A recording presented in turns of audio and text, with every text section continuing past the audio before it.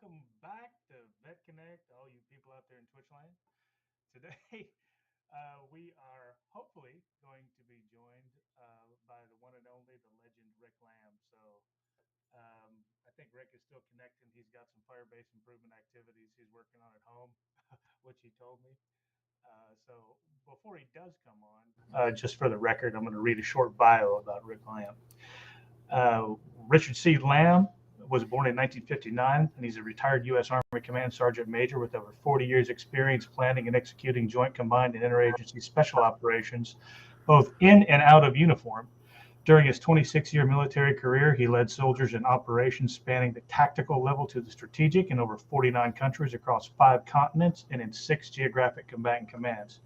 He spent more than 12 years overseas and participated in almost every major combat operation encompassing Operation Eagle Claw through Operation Iraqi Freedom. 12-year career as a Department of Defense civil servant with the Defense Intelligence Agency. He helped to develop critical capabilities required by the United States Special Operations Command to meet the expanding demands of the global war on terror.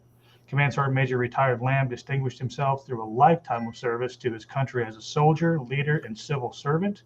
Wounded in combat and twice decorated for valor and gallantry in action, his contributions to the nation leave a lasting legacy.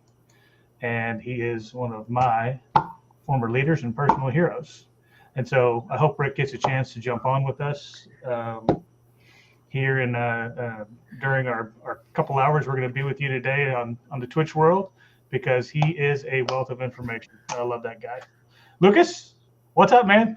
Hey, not much. Just sending you a little direct. Everything's going great, man. Just having fun, kind of getting in my Wednesday groove. It used to be something that was a challenge. Now it's just the opportunity to connect and shoot the breeze. And as I live and breathe, it is Yeah. the legend himself, dressed in, coincidentally, the same garb that you're going to see him in and with them Frontlines. Welcome aboard, Sergeant Major. You got us? Can you hear us over there? I can, but I'm showing my mic is. We got you. Lima We Charlie. got you loud and clear, Rick. Okay, good, beautiful. It's all Hey, how's it good. going, Sean Bob? What's up, brother? Hey, I didn't overdress, did I? Yeah. That Make me is want to phenomenal. run and go grab some camouflage. Hey, I got to ask you a question though. You said I had a machine gun. You do have a machine gun. And Does it resemble this one? it might look just like that one. Ah, Almost. Because this is my new all-time favorite. That's amazing. We will absolutely make sure that finds its way into the game just because you have one. That is amazing. Oh my Would, goodness. but not a close second. Uh, Would have to be this one. Oh man. This is the smoke bringer. I want one of those. I want one of those. So uh-oh. Okay. Let's see what all you got back there, Sergeant Major. Not to overdo it, but you can never not have one of these. Back up to the backup to the backup. Okay, Sergeant Major. So as I know you are a trainer and instructor, and some of our people out there in Twitch land may not know what those weapons are that you held up. Walk through it for us. So give us the first one, second, and then third, if you would, please. Yeah. So the first one is the 1919 A6, and of course the coming out of World War I, we didn't have a light machine gun, and we had that big old water cooled machine gun. So they actually put a smaller barrel and put a heat shield around it, and they came out with the 1919 that you see in all the tanks and the armored personnel carriers, but it still was not a man portable. So that A6, they put a shorter barrel, a shorter heat shield, put a set of bipod legs on it, and then that clunky buttstock is like a snap-on, and that was our first shot at a light man portable machine gun, and you'll see it coming up in a lot of the movies and late 44. So if you ever watch the Band of Brothers, when they're in Bastogne, Mm-hmm. and one of the guys goes down, gets shot in the neck. You'll see that 1919 A6 come up, and they start putting fire to try to suppress the Germans. So that 1919 A6, I mean that thing, God, we carried that all the way through Vietnam, and in some units. I mean, we had the 60s by then, but The the pig. next one was the BAR, the Browning automatic rifle, Yes, sir. and that was our first attempt at an fully automatic rifle. It was magazine fed, fired 30-06, and that, along with the Thompson, was supposed to be our answer to the trench warfare. So you Right. get that BAR, and the BARs were incredible. I mean, you had not only did you have your BAR belt, but each guy carried two Right. pouches, one for the left, one for the right, with and each one of these pouches carried 6 additional magazines.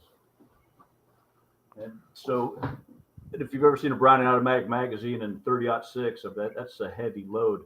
Yeah. The intent was for the BAR gunners to come out of the trenches, and they would have it. There's a little cup on the side of the BAR belt, the initial one, and you Right. put that buttstock into the cup, and every time your left foot hit the ground on semi-automatic, you would fire a round. So just think of a bunch of BAR gunners up, moving across no man's land, Da, da, da, firing da, a da, bullet da, every da. time their left foot hits the ground. Behind them are the Thompson gunners, and the Thompson gunners would have a grenade vest. Basically, they had carried about a dozen of the Mark One grenades, and of course they had the Thompson, and then their trusty trench knife, and then the shotgunners. So the BAR guys firing one round every time your left foot hits the ground, coming across no man's land. Then they flip it on automatic and they start hosing inside the trenches, while the Thompson gunners go in and they're flipping hand grenades, and they're actually the trench sweepers. They're sweeping the trench clear of Germans along with the shotgun. So the Thompson never made it into World War One, but it was one of the stalwarts through World War Two. But it was just too expensive to make. So later the grease gun that we used to mess around with is what replaced it. That was the old M3, right? Yes, Yeah. but the neat thing about all those weapons is that so I would build a uniform, and then around that uniform would be a weapon. And so the weapon had to function. So you had to have the load carrying equipment, and the boots and the helmet and the whole 9 yards. And then I'd take it to the range, and that's when you realize how good we really have it, with the M4 and with the weapons that we have and the way we carry them. So if you got a Thompson and you have to change a magazine, that's damn near it's a two-handed maneuver. And and then if you have a jam that you can't clear and you got to go to your backup, it's in a flap holster on your hip, Right. or maybe the shoulder holster over here. But the Thompson is not slung on you. So what do you do with it? Do you drop it? Probably not advisable. So you one hand it, and then you shoot single hand with the other one, which is what they taught. It was always a one-handed pistol shot, and that's why they eventually got rid of the 1911, because it was the tactics and techniques didn't catch up. We didn't start doing the stacked thumbs grip till they had already gotten rid of the 1911, because the smaller framed people in our formations couldn't handle that 45 caliber. And so the evolution. So first of all, where in the world did you find all of that vintage garb? It's you can find it online. eBay obviously has got Okay. a bunch of it. Swap meets, different. When with the round canopy parachuting team, we'll go to these different events, and the guys will all show up, and a lot of them have all vintage things, so you can swap back and forth for that. Most of the stuff that I actually wear is reproduction, and so it's either from What Price Glory or At the Front or World War II Impressions, Man the Line. I mean, there's several historically accurate sites out there where you can get all the equipment, and because you don't want to be wearing stuff that's now 100 years old. It's not going to hold up. The funny part about that is you have to think about our stuff 100 years from now. Do you think it'll still be around? I think it will if we keep it. Because sadly, when I was a kid, all this stuff was everywhere. Right. And I mean, you could get a stack of World War II patches, about 6 inches deep for a buck. Yeah. And now just one of those patches, depending on the rarity of it, will be $200-300. And so the stuff I can remember as a kid, marching around in my great grandfather's Civil War kepi, which the Union kepi, which I wore that until it just disintegrated. And then my I don't know, in the corner over there, I got my grandfather's gas mask and his helmet. And I used to stomp around in that too. And, but it's all that stuff was everywhere when I was a kid. So Rick, the rest of us made shit up. I remember wearing an ice cream bucket on my head and calling it a helmet. well, that's why I was. We're talking on Warrior Radio the other day, and that's why I just had to say I was blessed because my great grandfather was in the Civil War. Never met him. Obviously, he died before I was born. But my grandfather was in World War One, and I mean I can remember him when he was like the age I am now, at 65. And those guys were still alive. I mean, they were just starting to transition out of the workforce. But every teacher we had, every coach we had, every neighbor we had, they were all World War II guys. And that's where I got the bug for World War II because they all brought things home. And there was this one guy, Vince, that I mean, he had like a Japanese Nambu, machine gun. He had all the different swords and the rifles. He had a 1919 on a tripod in his basement. And these guys had all this stuff, and I would cut their grass. That was back when kids cut grass. Now it's a business, but you'd have a lawnmower, one push mower and one gas powered, because some guys like the push mower, it just cut different, and the other guys like the gas mower. And there's one dude, Hines. He was a North Africa guy, and the pants were a different cut back in the 40s. We always thought it was an old man thing to wear the pants up around the navel, but that's where they were cut back in the day. And we'd have his pants up around his navel. He'd have his gig line straight. He'd have a belt on, and I'd go in there, and he would monitor the whole time I was cutting the grass. He'd supervise, and then he'd hand me an entrenching tool, and I'd do the 1 inch on either side of the sidewalk, and a screwdriver to get the grass in between the cracks. And those guys were just fascinating. I mean, just neat old men.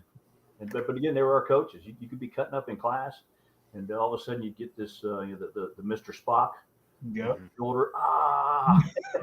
It'd be not like that. That jumped into Normandy, who was our freaking history teacher, just telling you it's time for you to settle down, son, and learn something. Yeah.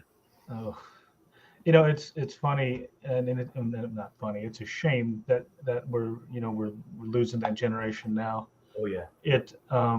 And we never. Well, before you join the military, you never think to sit down with those guys, and most of the time they won't talk to you anyway. I mean, they'll never offer a story. If you drag it out of them over a couple beers, you might get one out of them. But it was just a different society then. And in my hometown too, I had a World War II vet who I worked for. He was a Mason. And he tried to kill me on more than one summer. Just masonry is hard work. I mean, and he believed in hard work, right? And I had no idea until he had gotten way older in his years. He had a Bronze Star, from Normandy, and I asked him about it one time. I said, "Hey, what's that thing? What's that? It's just a real modest, little certificate. The old school certificates were just kind of sitting there." And I said, his name was Tudor, Erwin Wieger. I said, "Tudor, what is that?" And he goes, "I got that for doing some dumb shit when I was young." I was like, years later, I reflect on it now, and I'm like, holy shit. He was a private on the beach in Normandy and survived, number one, came home, number two, and just, you wouldn't have known it. Several vets in my hometown. One, in fact, is my relation. He's 103 years old right now. God bless you, Fred. Again, they might not remember what they had for breakfast, but damn it if they don't remember that day.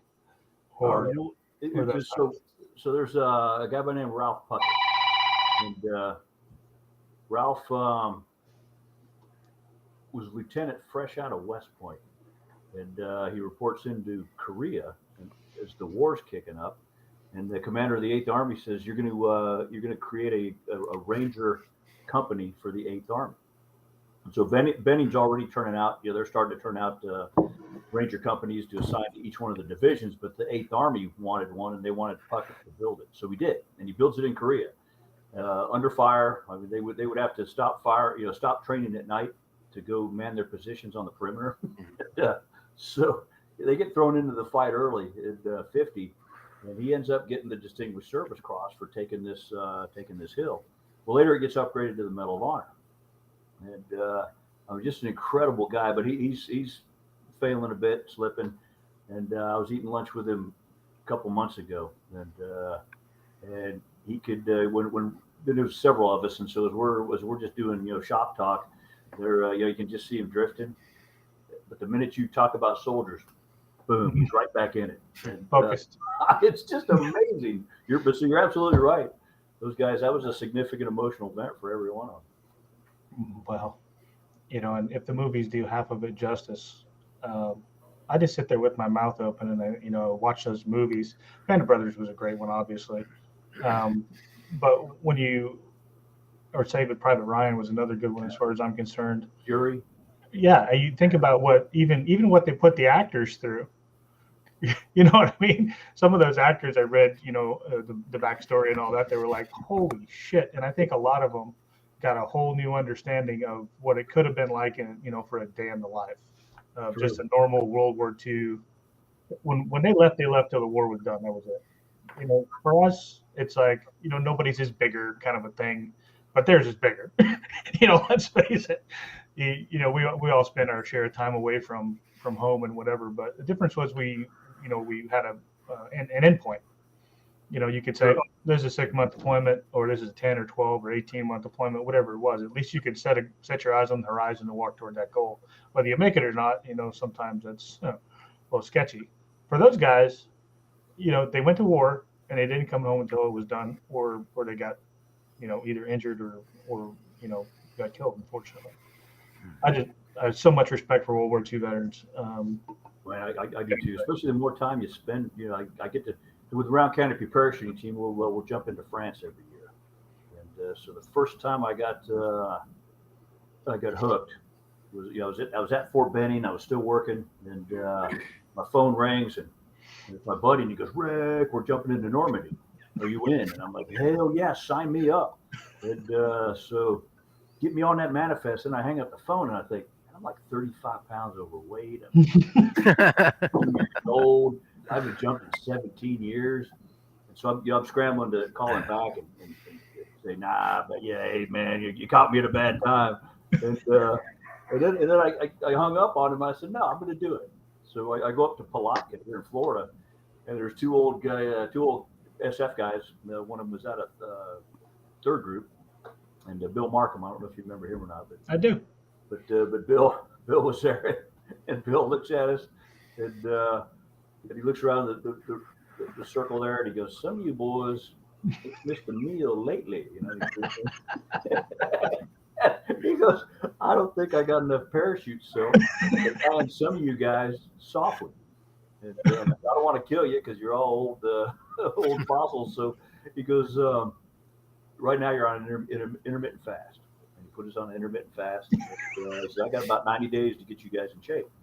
And then he said, start getting up and down off your knees, start rolling around, get back in the gym. So that was because there's always a purpose and a passion thing, right? That's the long pole in the tent is your purpose and passion. Finding that purpose and passion that you had defending the nation outside of the military is tough for guys. So they provide a purpose and a passion, and then it's the old five. It's the family, the faith, the friends, and the finances.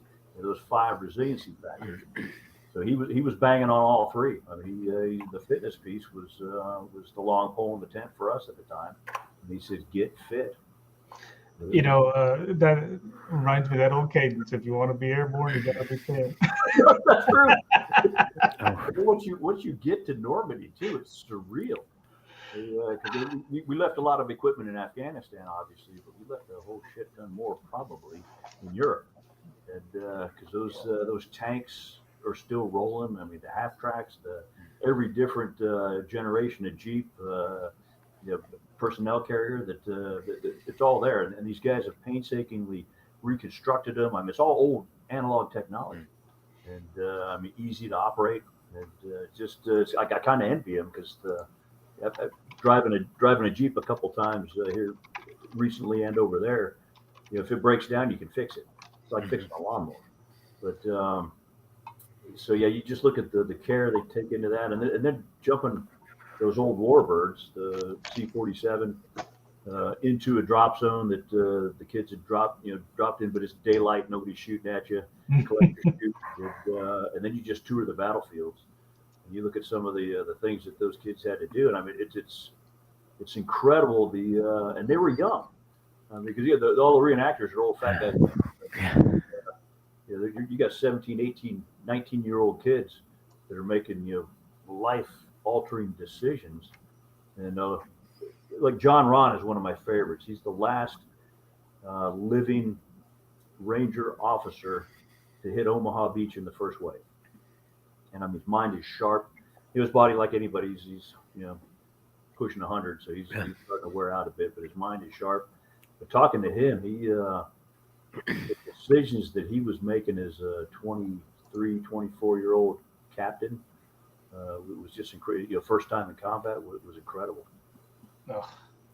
You mentioned purpose and passion and those 5 pillars of resiliency. Some of that is what we're hoping to do with this game that we're building and that you're in. We feel like once you leave the military, you lose your tribe, right? And so in that, sometimes just like you find that purpose and passion. Let's talk about resiliency. What do you feel it takes to be resilient post service? What does that mean, resiliency? I mean, it's a loaded word. It is. It's it's like everything else. It starts with a decision. Yeah. So if you take the resiliency factors, and those are things that I think resiliency it can either be a lifeline to save your life, or it can be a trigger that can act as a catalyst to your demise. And so you've got to make those 5 factors a lifeline. And I kind of stumbled on them when I was dissecting suicides. Right, I was reverse engineering because there was a couple of them that hit me hard. Billy Shaw was one that I just spoke with the guy, had lunch with him, and then all of a sudden you find out he's dead, and you think, oh, it's a car accident. No, he killed himself. And you're like, that motherfucker. And then you're mad. Yeah. Because you're like, why didn't he say something? And that the way we do suicides, I think prevention is we've missed the mark to a degree, because I just ask you, hey, how you doing, Sean? And then I'm looking to see if you're giving away your things, or you cleaning up your area. All those little indicators, signs, or you squaring everything away, and because you're fixing to check out. But if you ask, how's your head? How's your body? How's your family? How's your prayer life? How's your job? If you ask those questions, then you get a better understanding of, I just lost my job, got fired. Me and the wife are splitting up, and man, my back hurts, and I can't sleep, and so all these cascading issues. Because if you lose 3 of those 5 resiliency factors, you're going to kill yourself. At least from my, and I'm not a professional, but from what I've seen, Billy Shaw was a perfect example. He was he was dealing with some demons. His body was breaking down. He was fighting with the wife. He's drinking, self-medicating, and hated his job. So there's 3 out of the 5. And sometimes, so when I ask guys now, those questions, and I'll ask them point blank, have you ever thought of killing yourself? And a lot of times the guys will just honestly say, yeah. And that's in like the 80 to 90 percentiles, and I think everybody has. It's just a matter of whether or not you do it. And so when I'll ask them, well, why didn't you do it? And they'll say, well, a friend called me, or I got my head fixed, or I finally got my knee fixed, or I got a better job that I like now. And so all those resiliency factors, those kept popping up. So I guess that's the long answer, is that your resiliency factors can either be a catalyst to your demise or a lifeline, and you want to make it a lifeline. And that starts with a decision. Like everything else, tired of being fat. Well, you got to make a decision that you're not going to be fat anymore. Stop eating and start working out. Change your habits. Yes, exactly. I'm tired of fighting with the wife. Well, you got a choice what to do. You can ride that parachute to a spot and cut it away, hoping that reserve will catch you, yeah. or you can fix it. And all those things are everything they have now is fixable. That's life in general, though. It is life in general. That's not mutually exclusive to the Veterans Club, but we have some additional form factors that other people don't really have to unpack. So Yeah, finding the ways around those complex conversations is always top of the list in my opinion, because if you don't ask that direct question like you said, you're going to get the conditioned response.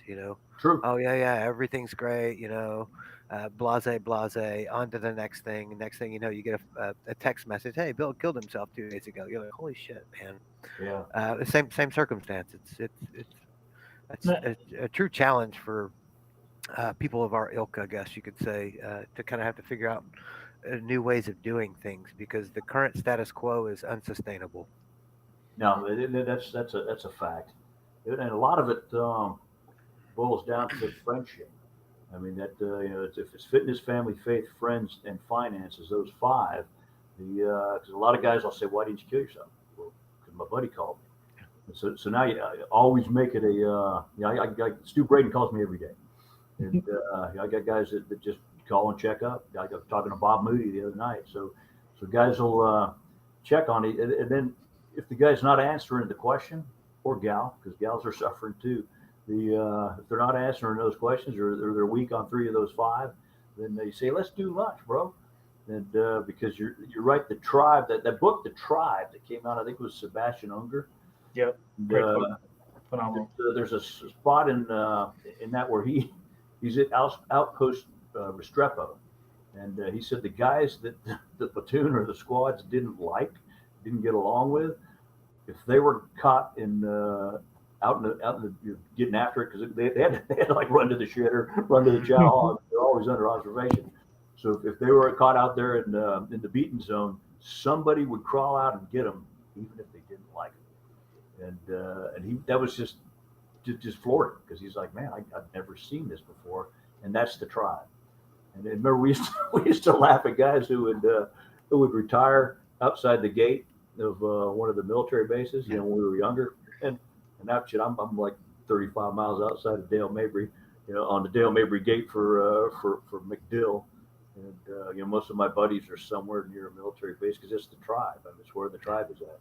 And if they're not near a military base, then they're somewhere in Tennessee or Kentucky that's got where their military buds are at. And I think that's we can have those conversations with our amigos, right? That's one thing. It it takes none of it takes no resources other than time to just go through your damn phone. You got everybody's phone number in there from the old days. It may have changed, it may not have changed. If it has, go look for it. It's not that hard to find. Just check in with people, man. And when you use the framework that you put forward, ask real questions and just ask people straight out. If you're thinking about doing it, man, because if you are, let's get together. At least gives them something to look forward to. Again, I'm not a psychology professor here either, but at the end of the day, I know what those dudes are, what they need, what they've seen. It's a relatable experience. Just to call them and say, "Hey, motherfucker, what are you doing? yep. I hope you ain't thinking about suck starting your pistol, because I'm coming over there now." you know. And like so the fitness one, that's both mental and physical. So there's and again, most of that stuff, if not all of it, is fixable. So you got to be able to make sure that he's not dealing with demon where it's his head and also his body's breaking down. But then there's also a faith piece to that, and there's a religious piece, and there's a secular piece. And the religious piece is, and you don't have to go all full blown Christian on them, and try to. But if you just challenge them to, hey, go, like we live in Florida, right? Go to the beach, stand on the beach, look out at the beach, hit it at sunrise, hit it at sunset, and just look. Sit in the woods and just listen to sounds, and you will very quickly, if you peer out into space, if you look at the woods, if you look at the water, if you just look at everything that's around you in nature, and then just give a modicum of thought to how you breathe out, the trees breathe in, and the trees breathe out, and you breathe in. I mean, that there's some type of intelligent design that Yeah. all the different minerals and everything else that you're supposed to get into a body to make it healthy, they all come from nature. So if you can, my grandma used to say that you can't look at a newborn baby's fingers and hands and just look at the wonder in those eyes. You can't look at a rosebud as it starts to bloom and grow. And you can't look at a picture from the Hubble Space Telescope and doubt the existence of something bigger than yourself. So Absolutely. you just come to the conclusion that there's something bigger than me out there. There's some intelligent design in it. Then the next step is to go see the chaplain to try to figure it all out. And so then, but the other part of that faith piece is the secular piece. And I think a lot of guys are struggling with that now because it's your belief in the system, in the Constitution, and those things that are failing now, that or appear to be failing, whether it's all of our institutions, whether it be the school or the Justice Department or any of the three branches of government. You just see those failing, especially in light of Afghanistan. I know there's a lot of guys that are just like, what the hell did I just do? I just wasted 20 years of my life. And these guys make a decision that poof goes away. So why did I do that? So if you lose that faith in the secular, in the institution, then I think that's just as bad, if not worse, than especially if you don't have a religious faith to kind of buttress that up. And that's been. I was up at seventh group for the change of command, and so I was talking to some of the guys, and there's a lot of angst now within the ranks, and as we were in the peacetime army, and so I liked it. We were able to train our asses off. It wasn't as I don't know.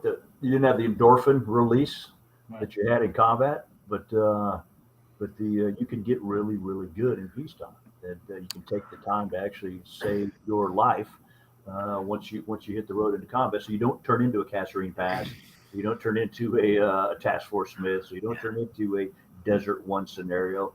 Where you're trying to figure it out on the fly. You're already ready and everything is going. So we're having those discussions with the guys, and I like to tell the Vietnam story because when I came in '77, there was a Vietnam vet that met me at the bus stop, and you could argue that they were disgruntled, but I never met that guy. I never met the baby killer, dope smoking, freaking dope fiend, crazy dude that was in all the movies at the time. These were all some of the most switched on professional soldiers that I had ever had the honor to serve with. But they met me 2 years after Saigon had fallen. So a lot of them had about 10 plus years in the game. Just watched all their hard work go down the drain. Because if you look back at the Paris Peace Accords in '73, the North Vietnamese had capitulated. All we had to do was live up to our end of the bargain, and South Vietnam could have turned into South Korea. So, but these guys, they fixed everything that was broken over my career, and probably a good portion of yours. And that once they figured out that we were in fact broken, I think there was a catalyst there with Eagle Claw.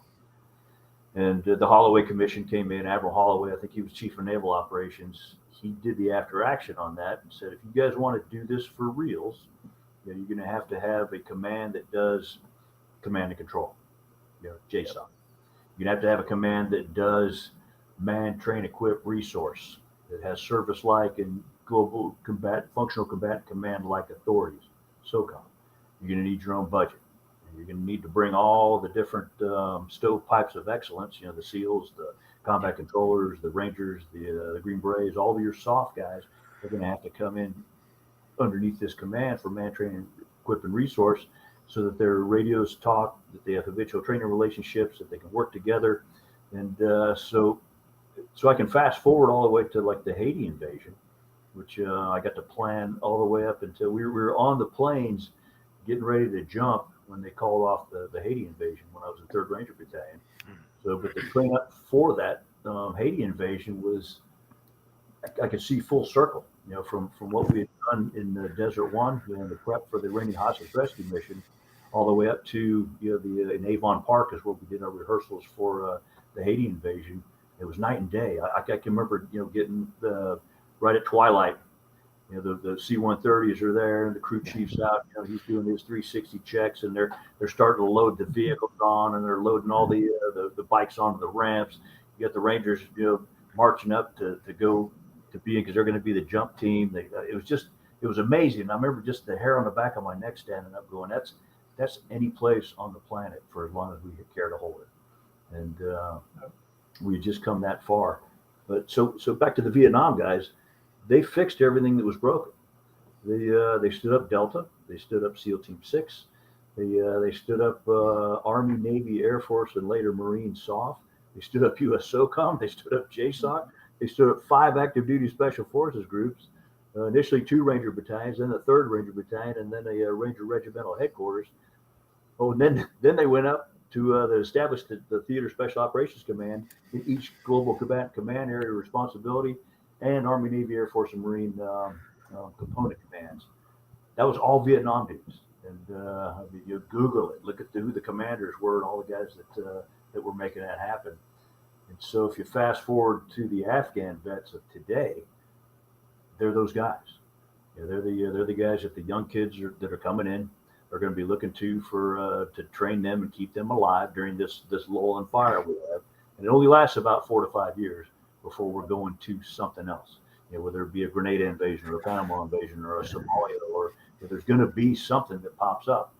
And that's not going to go away anytime soon. So I don't know if we'll do the thermonuclear thing with China. I tend to doubt it. I think it goes back to the army that we were in the 70s and the 80s. I mean, they're going to start mucking around in Africa. They're going to start mucking around in South America, and they're going to pull us into these little brush fire wars that would pop up with us. So I guess that's what I tell the kids today is that you be that Vietnam guy, be that vet, train your people so that you don't get your asses handed to you in the next conflict, and fix what's broken. And I think about that sometimes when you have 2 decades worth of war, it sets, several generations of people. You got the career long guys. I was a 28-year guy, and at the end of the day, I spent most of my natural life in that setting. So there wasn't that train cycle. I had the benefit of 10 years of that hard training cycle from leaders like you who understood what it took to train to get to the show. We just spent all that time in the show, and I think along the way we forgot how to train ourselves. Some of that is evident. I would agree, 100%. And so I think now we have to figure out again, there has to be those, more seasoned people, I'll just say, and it may be us, who go back and say, hey, listen, this is how we trained before. It worked. It's a different kind of warfare now. We understand that, but the core mission sets, at least in SF, are similar. And some of that's changing too. You start talking about political warfare as a new facet, for what Green Berets are supposed to be doing. We've gotten used to that, all-on assault. I hate to say this, but more of a glorified infantry mission. That's not taken away from the infantry in any way, shape, or form. But we always used to ask when a mission came down, is this a soft mission? We didn't say soft. Is this a special forces mission? And there was assessment criteria that went along with that. Is this something we should take? Are we being utilized properly? There are questions that were asked, and the commanders, then would say, not our gig, dude. That's a Ranger battalion thing. That's a CAG thing. That's a whatever thing. Here's what we do though. And so I don't know if that still exists. You've seen, you've been down Tampa for a long time. What do you think? Yeah, well, I think it does, but they're starting to wake up a bit. Like I said, I just went to, I'm the honorary sergeant major of the Special Forces right now. So I can go down and I can give a phone call and say, hey, I'd like to come visit your guys. And so I've been to 5th group, I've been to 3rd group, I've been to 7th. Spent a lot of time at SWIC. So the neat thing is I get to shake the hand of every kid that comes across the stage from the Q course, and they're all fit. Obviously, I'll grab a good solid handshake, and then I'll grab the tricep, Yeah, just to see if the kid's got muscle mass. So Size them up. and I'm looking at the belt line to see if there's does his shirt fall flat or is there a little hump there? I'm always pleasantly surprised, man. They are some fit, motivated kids. Generally, if I see a combat patch, I'll give a hard, I'll punch them right in the shoulder. Just say they're going to be counting on you, and they'll do great things. But so I think we've got a good product. The this A team that I spent some time with in seventh group, they're all hard dicks, man. They're hard chargers, and they want to train, but there is some. But like back when we were in, right, the doing more with less kind of thing, and you hate to say it, like we got to do more with less, and okay, well, what does that mean? So we were talking. I was talking to the team sergeant, and I said, the range is 2 miles away. That's actually 2 miles of movement techniques. If you put a ruck on your back, then that's a 4 mile round trip rucksack march, and so you can do your actions left, actions right, action front, action rear. You can move onto the range, set up in a little ORP, and do your priorities of work because that's not easy. Everybody thinks, I did that in the Q course, and I don't need to do it, but so you're not taking out a rucksack bomb and then you get hit. One boot off, fix that foot, put the boot back on, take the other. I mean, it's that tedious work of one thing out of the rucksack at a time, and you're ready to just throw that thing on your back and move if you get hit. So those types of things that I thought within third group we were probably the best that I'd ever seen at doing that kind of stuff in the woods. Yeah, I wouldn't put anybody else in the same category. I mean, maybe the Vietnam guys, obviously, because they'd done it in the show, but I think we were probably as good. But and you could do that. We would do like Monday through Thursday in the back 40, come back refit on Friday, and roll right into a weekend, like 3 weeks out of the month, and that was great. As a private, you couldn't ask for a better opportunity to learn how to be a master of your craft. No, absolutely right, 100%. I agree. Yeah. I can remember a certain. And then that all tied into, I didn't mean to cut you off, Sean. That all tied into like the EDRI process, So, yes. Okay, cool. What does that mean? DRF 3. Okay, that means I can't go to Nashville this weekend, So like all those fundamental understandings that we developed as younger soldiers, it just needs to be reinstitutionalized with what they're doing these days with regard to training, and you can tie those types of events just like you tied to your pre-mission training for validation exercises. It doesn't that's not necessarily mutually exclusive to SOF anymore. The conventional uh, rifle brigades or BCTs do those same type of metrics, working that into the defense training management system. Man, it's become very bureaucratic and procedural in nature as well, which kind of perks my attentions with regard to readiness. So um, maybe chew on that for a minute, and I'd like to hear your thoughts on how you see that shaping going forward as well. I thought you're spot on, and I think I always thought that some of the best training we had was decentralized. Where it wasn't program. If it's centralized training, you got a backside support, so you don't have to have your guys in it. But a lot of the things that you're just having the team and the smaller units just doing their because I remember the Rangers had a cycle to where you'd be doing squad stuff, platoon stuff, company stuff, and then sometimes battalion, and so they would always give time for that. And I think especially within SOF, we need that as well to where the teams are training, and because that's where the team sergeant and the team leader they know what that team needs. I think a lot of what I saw over the years too is when that tries to be managed to the point where hey, it's on the training schedule, you're going to do it. That's a law. That's I signed it. That's a lawful order, and then you had to go through a 7-page thing. That's not 30% opaque. Send it back. Yeah. So I'm with you 100%. They need to decentralize it, power it down, trust the NCOs again, which also you build good NCOs. And I guess like Somalia, for example, we've gotten into this rut where we did a lot of the stuff, but it was the things you focused on was the fun stuff. Putting the door charge, boom, blowing the door charge, going in, cack, cack, cack, cack, hitting all the targets, and yahoo, recock the objective. Let's do it again. And you do that several times because you thought, okay, my shot groups are getting tighter, I'm getting faster, and then Somalia kicks off, and for about the first 6 missions, everything's going, great. And then all of a sudden, boom, you get tied to a piece of terrain, which means you can't move, when the helicopter goes down. And then you start losing leaders. And every man coming out of Somalia, I would say for the rest of their career, trained worst case everything. So you'd have to fight all the way to the objective. You'd lose leaders, you'd take casualties, and then you'd have to fight on the objective, and then you'd have to get all the way off the objective. And so I kind of felt sorry for 331 when I first got there, because I was coming right out of Somalia. And I went full-blown retard for, a full probably 6-8 months until we finally throttled back. But those were some good days. I never felt more prepared in my life, though, I'll be honest with you.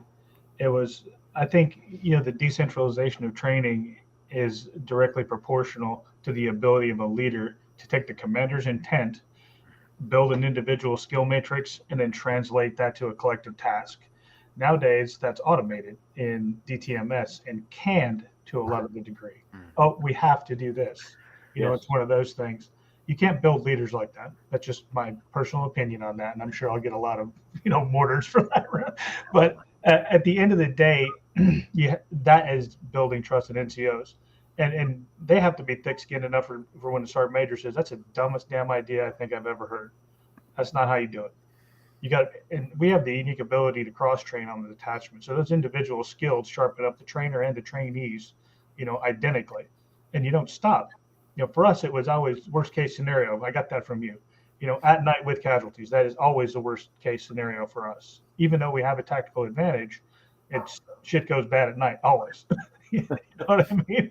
Nothing good happens after midnight. That's how my kids said all the time. And so I always felt ready. And, when you showed up on a team sergeant major, it was like, oh, my God, we're in for it. And I remember the day you showed up was like, this is who I am. If your shit don't look like mine tomorrow, find a new team. And that was the baseline establishment of who the hell is in charge, how we're going to operate. And we, how the kids are. The kids get together like, you start whispering. But I think it was one of those things. We were all young. We didn't know. We believed the recruiting posters and some of the bullshit that the scuba team was doing across the hall. We're like, why do we got to do this? I know now. And I knew many times after that when I used that same training methodology with our teams, with guys like Billy Lahr, who was my team sergeant, and Roger Lewis, and some of those guys who grew up under your tutelage, who then became some of the best team sergeants, in SF, in my opinion, because they stuck to the playbook. And that's the way our teams were trained, and I think that's why our team survived. And we're coming up on a hard break, so it'll be a 3-minute breather. Anybody's got to go top their coffee up or hit the head. Now's the opportunity. And when we come back, I'm gonna show you kind of what your character looks like in the game, and then we'll get a little gameplay going off just to kind of show you that. I think Nick can project the screen so you can see it on your end. If you're on Twitch, I'll send you a little link over where you can kind of log into Twitch on the side, because that's where this is being broadcast. Mark and I have both been in the infantry in the Army. I had been in the Marines prior to that. We both ended up in a unit called 1st Special Forces Group. I was a sniper in the infantry, been a sniper in Special Forces, and did a full career in different types of teams, mountain team, air ops team, counterterrorism team. I met Curtis actually at Fort Lewis when he was running a sniper locker, and then we were on a team together in Okinawa. We've been friends, and we've always talked about going into business and life after the Army. We got out, went to work in the civilian world, and realized a lot of what we did in the military translated to business.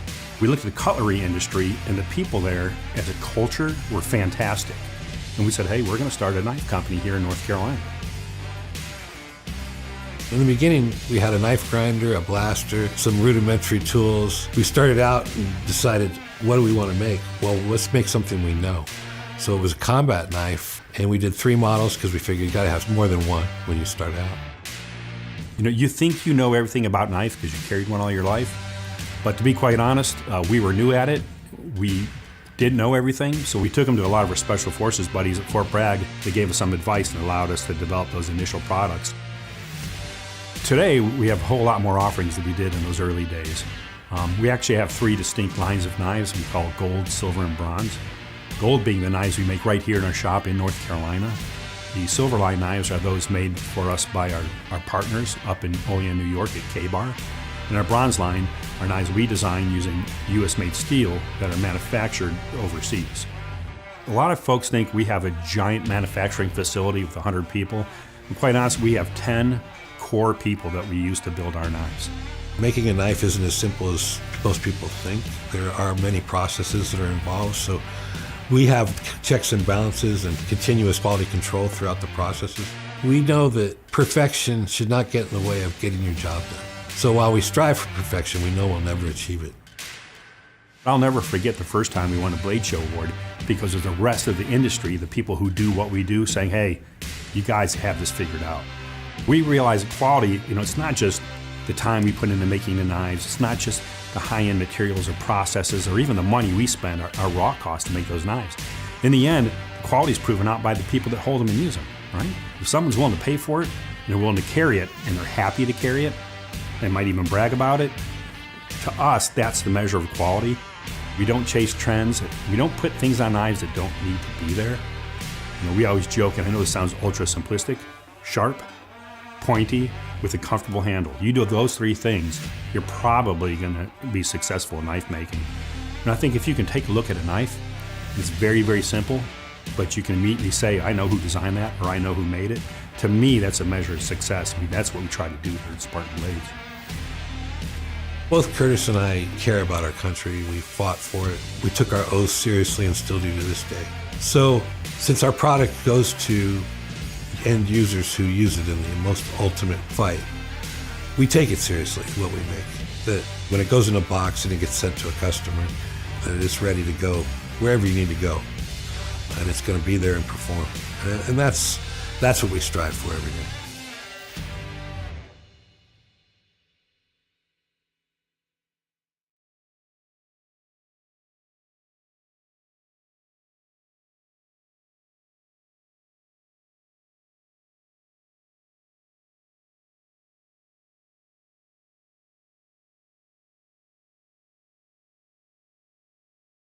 But we're here today with Command Sergeant Major retired Rick Lamb, U.S. SOCOM and U.S. Army, in my opinion, legend.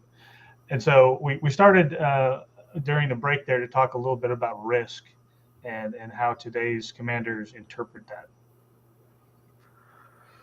And so I think, we suffer a little bit from that, fish story. When I actually caught the fish, it was this big. And every time I tell it, the fish gets a little bigger, kind of a thing. I think that's where we may be with risk. Do you think today's leaders are risk averse because of, and I'm making the supposition that they are. Let's just say, for instance, are they risk averse, and what causes that risk aversion? I think to a great degree, yes.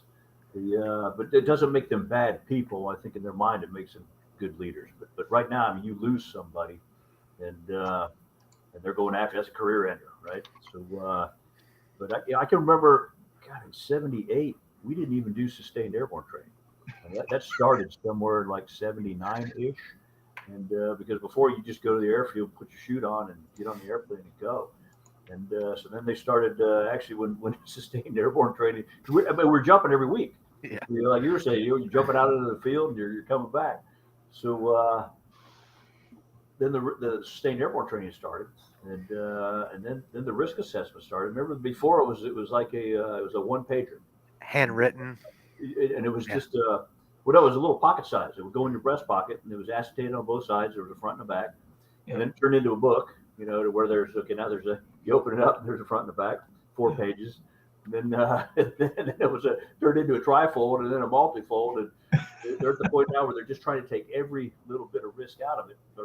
So, like I was telling the guys, you just have to, you got to get all the risk out of it that you can, but push the envelope, and you have to condition the commanders now that you've shown yourself to be technically and tactically proficient, you're competent, you're confident, you can do, you can take all the risk out, and then you get a successful operation under your belt, and that breeds another, and until you get that trust in the commander to actually assume a little bit more and more risk. That's a big deal. I mean, everybody I talk to, they talk about the risk aversion and how you can't.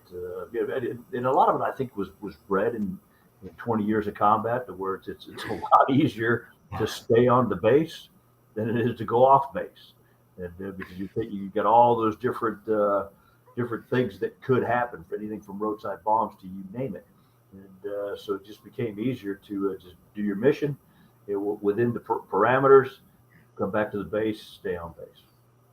And, That's where being good at the little things kind of add up, though. You know that those you're absolutely right. Yep. those training concept packets. I condition my commander to know that I'm doing my homework every time I give him one of those. You know, so he processes my ability to analyze and assess risk and mitigate. So that's where you start to build that collateral when you need that level 2 single source concept or trip ticket to get out the wire to go run on a target. You know, that's when that homework is paying dividends. Excellent point. Even back to SOPs as well. Yep. I can remember. You remember Sergeant Major Jefferson, right? He was a hard man. Iron Mike. Awesome guy. God rest his soul. Yeah, exactly, man. I wish he was still around. He died way too young. I could always bounce something off of him. And so I remember, because we had some crazy SOPs when we first rolled in. Mm-hmm. We went back to some of the old SOG stuff where we'd have remember the stable harness. We had like 3 different sets of load carrying equipment depending on the mission we were going on. Remember Brian got us all that DRMO stuff.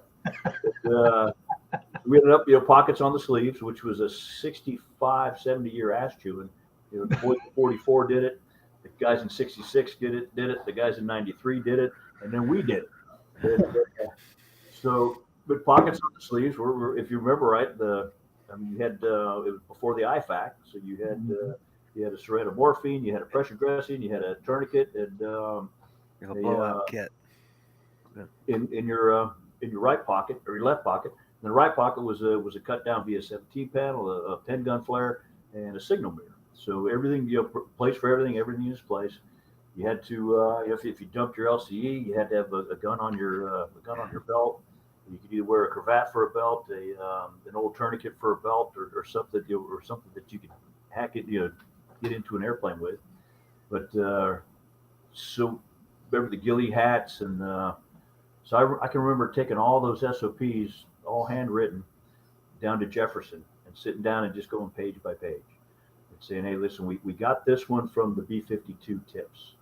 We got this one from the SOG, and you could tie it back to an operational necessity. Even remember the camelbacks. You couldn't wear a camelback, so we cut the leg out of pants.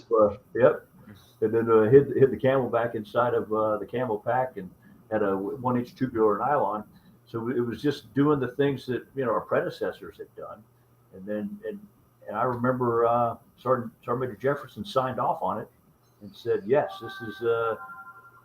We're like the only team in third group that could go hog wild because we took the time to write it down. So back to your comment is, I think if your SOPs are solid, and if your mission packets are solid, and your risk assessments are solid, and I know that's a bit of paperwork that nobody likes to do, but you get stuff solid, you gain that trust. Yeah, but as well as I do, an SOP is not an SOP unless everybody knows it. True. I knew a lot of teams that had SOPs, and it was a book, that looked like a novel of War and Peace, and nobody had a bloody clue. And you could tell by looking at the teams.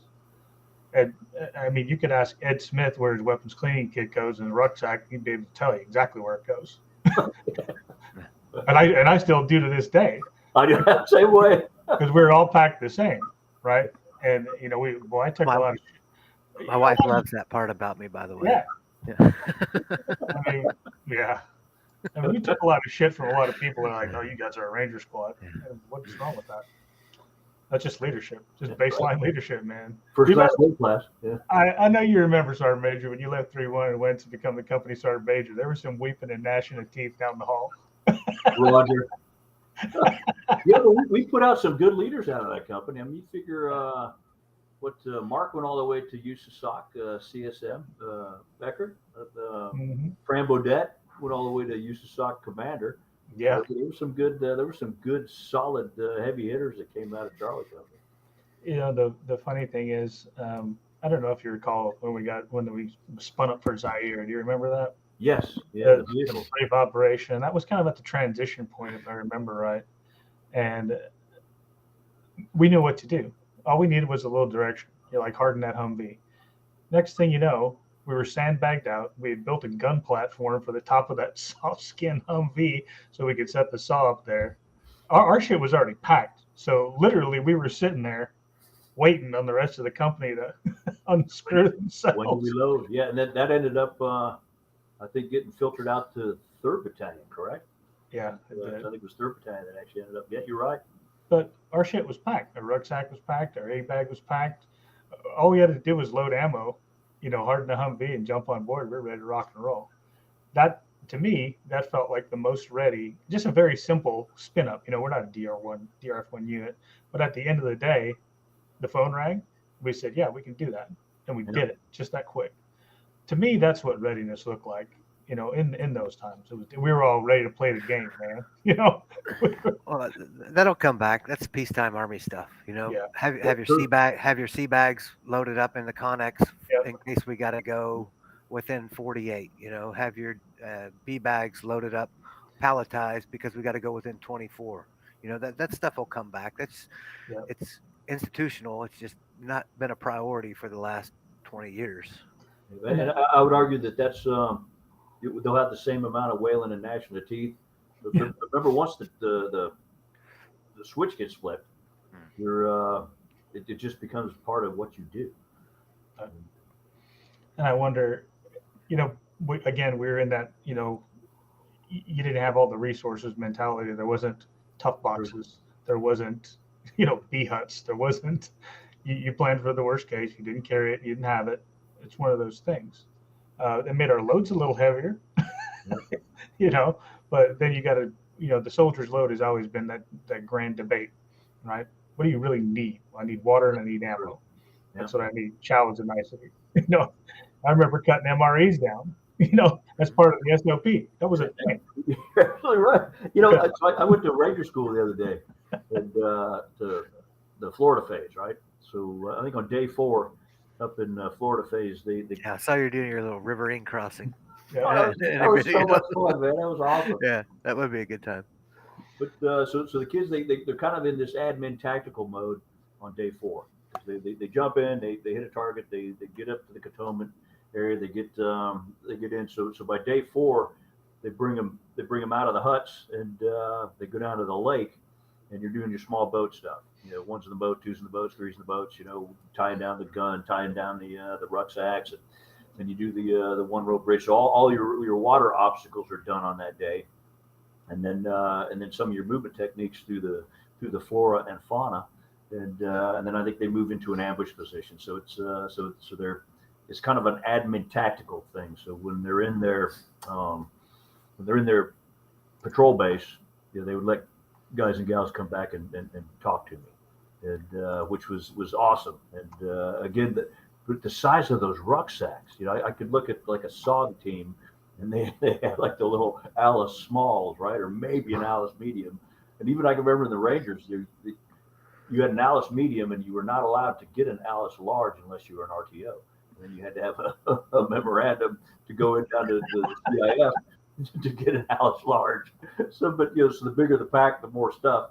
And it all goes back to SLA Marshall and the soldier's load. But you're absolutely right. I mean, those. So I'm hoping that I'm seeing some glimmers of hope that they still have the ability to improvise and adapt. I mean, if you look at this was an improv from the paratroopers back in World War II, and because they cut the lining out of the weapons containers, and then they put it for pads.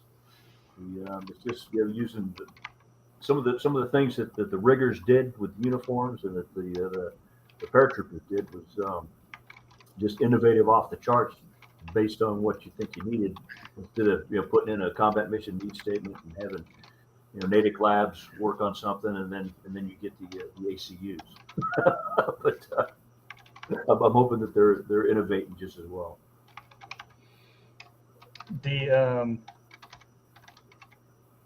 I'm chatting with our engineer in the background, Nick. We're trying to get some gameplay coordinated here so we can actually show you what you're looking at. I sent you a link on your phone. If you'll click on that link, you'll be able to see this thing broadcasted for Twitch. But it's interesting how close I think we kind of got with the skin. Oh, you see my screen. I'm sorry. You see my screen. I think it's trying to tell me I'm stupid. Okay, give me a second here and we'll other share. Yeah, other share. I have to unlock your character here so I can see it. I'm multitasking. So I'm up on Twitch. I see it. It looks like my screen's frozen. Oh, now I'm moving. Okay. All right. Well, I'll just share out here and I'll show you what the screen looks like. Nick will probably unlock in the background if we start some gameplay. So this is what you signed up with us for. Can you see the screen now? I can, yeah. So what we built here is, this is really that first person shooter look at what we're doing. And the characters, as we page through the shop here, you'll find a couple of good looking guys. Like this is Lucas's character right here. This is you. And you coincidentally look almost identical to what you're dressed in today. You're on your K-pot and you're right in business, man. World War II. That's awesome. And here throughout, we're trying to build. Look at that. we're building out some of that ability to, kind of show off your own style, your emblems, and your calling cards. And we've actually built you some really cool calling cards in there, so you get dropped if your character, takes somebody out in the game. That calling card gets dropped. And a lot of it might or might not be related to the Rangers. So you can pick your camouflage and all the different skins for your characters, and we got ranking, and we built in a little news feed here so we can help out some of our good cohorts like Spartan Blades. If you don't have one of these things, you need to go get one. And then here is the customizer. This is where you get to choose how you want your sniper rifle to look. You might even go with the Gucci Flage look, just in case you're hunting someplace it's not in the woods. So there's some fun built within the game, and that's really what it's for. Our ability to kind of tell some stories, right? And eventually those stories will be integrated later in a campaign mode, where we're going to come sit down and interview you, and we're going to talk about, I don't know, maybe we'll talk about Korea, maybe we'll talk about Somalia, and maybe we'll talk about whatever you choose. Okay. And we'll kind of turn that into a play mode, right? So they can play through, kind of from your point of view, how that worked out. Like, that terrible, day during Black Hawk Down, as it's, come to be known, Gothic Serpent, some other things that were, people can go, holy shit, and kind of feel like they're there, because that's how you learn to appreciate this generation. And you know what, I always wished I would have was Korea. I mean, the reason they stopped Korea was because the North was massing battalions just north of the demarcation line, as was the South. I mean, we had there was probably back in the day, there was about a 3 battalions worth of infantry within on the beck and call. There was one at I think Liberty Bell. There was one at Boniface, there was one down at the camp. Casey. I can't remember the little camp that they had there at Warrior Base. And I mean, they had 155s, they had 4 Deuce, they had all the mortars set up. You had two companies, I think, that were in. I can't remember if they're platoons or companies on these Follett and Collier, these outposts. Mhm. And so all those guys that stood up and they were on the MSR, had that not stopped, I'd always like to play that one out. Hey, that's something we can think about for sure. And I'm sure we so, would have died in the hail of glory, but just going to show you a little. So this is really a third person view, and then we can jump over here to that first person view if you really want to aim down on somebody. I know you can't hear it firing, but you can see it firing. Yep. So some of these, this is Camp Bahari in Iraq, and our developer Nick has taken great pains into making this thing as correct as it can be, right down to your ability not to walk through these damn cords between the yes, which we all know is a minefield at night, especially when you got to go out to the it's either tripping or a choking hazard, both. And undoubtedly there's somebody in there right now, so dump a few on them. As far as the reality of what this thing looks like, you're going to see the little range complexes, whatever the case might be. And man, you can aim down on it and kind of do a little target practice there to get yourself dialed in if you really want to. Range time is important. And we got a little dope to work on. Yeah, I think we're pretty ballistically correct, but maybe it's the shooter and not the game player. Look at there. Oh, now if I was good enough, I could do that transition drill here, but there I am, transition. Now we transition to a Spartan blade. So we'll get some little action here. Lucas is cutting. Coming for you. Can you throw it? I can't throw it yet. Yeah. Everybody wants to throw a knife and kill somebody, right? That's like a thing. Let's see if we can cut up some of these It targets. is a thing. There you go. Grenade, same thing. Yeah. And we got a little, let's just see if we can cause some chaos on post here, because everybody loves to have an AD with one of these on post. I'm sure you remember some of the reports of the shooting at the 1 meter range in the clearing barrels. I remember one of those from Kuwait, and I won't mention somebody's name, not on our team. But he did the old classic. He went to the clearing barrel. He didn't have a round chamber, and he was like, click, and then he racked it back without dropping the magazine, and it was like, bam! That's why those steps are in order. Remove source of feed, clear. So a weapons guy, nonetheless. So it was like, good God, how do you explain that one? Well, Seems like it's always the weapons guy. it's a weapons guy. Let's see if I can frag the tower. Man.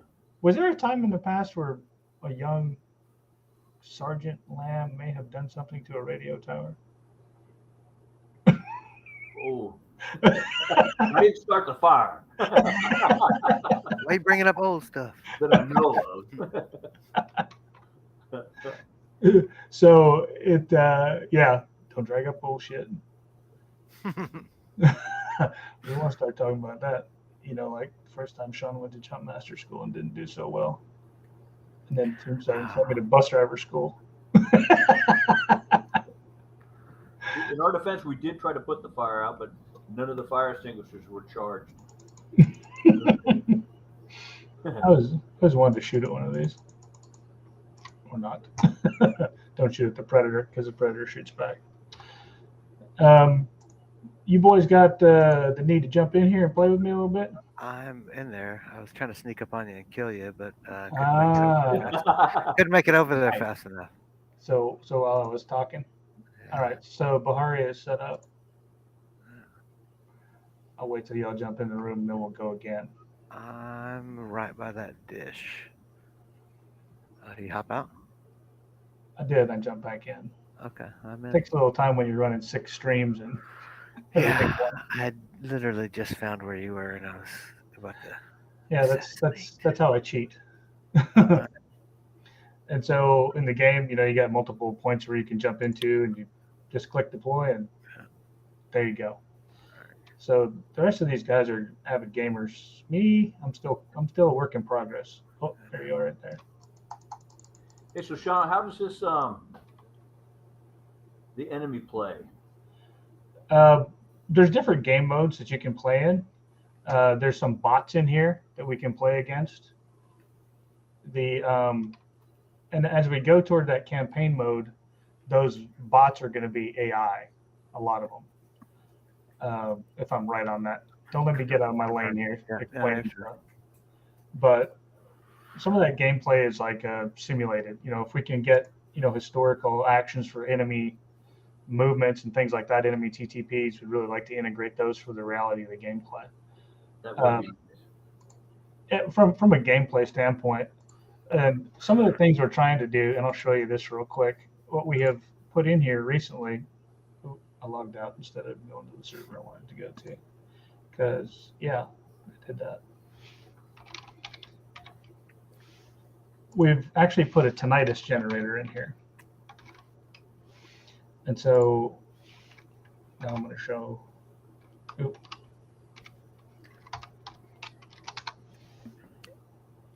And I know you're not going to be able to hear this. It's in accessibility options because a good share of veterans, let's face it, have tinnitus.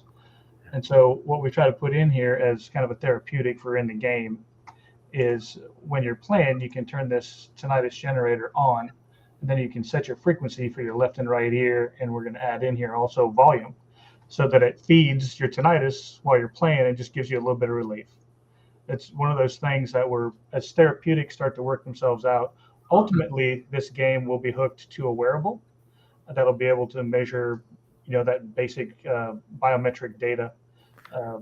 And so far we're just going to integrate heart rate and heart rate variability and potentially, O2 sat.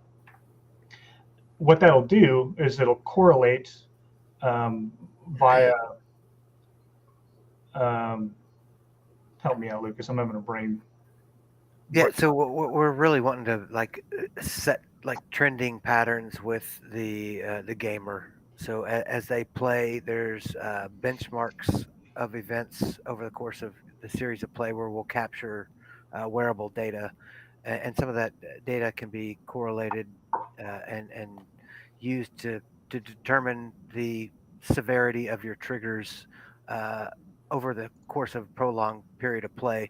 So we should be able to measure those therapeutics with the gameplay as well at those same benchmarkable moments. Your heart rate shouldn't be as elevated after you've been exposed to um, some prolonged exposure therapy by a psychiatrist while you're playing. So if you've ever had the opportunity to participate in any type of training with uh, uh, a wellness professional or someone to facilitate your prolonged exposure therapies. Some of those tests that you take on the front end of that therapy beginning are a little subjective, and they use the same subjective data as a benchmark for the duration of your therapies. So, week 1 to week 2, you'll do a comparative analysis of your PCL5 score when you came into the clinic for your therapy. So the game can really start to change the way we benchmark those measurements with biometric data, and with we're talking to some really smart folks, and we're hopeful that we get some additional expertise brought on for some additional sensor integrations to what we're doing.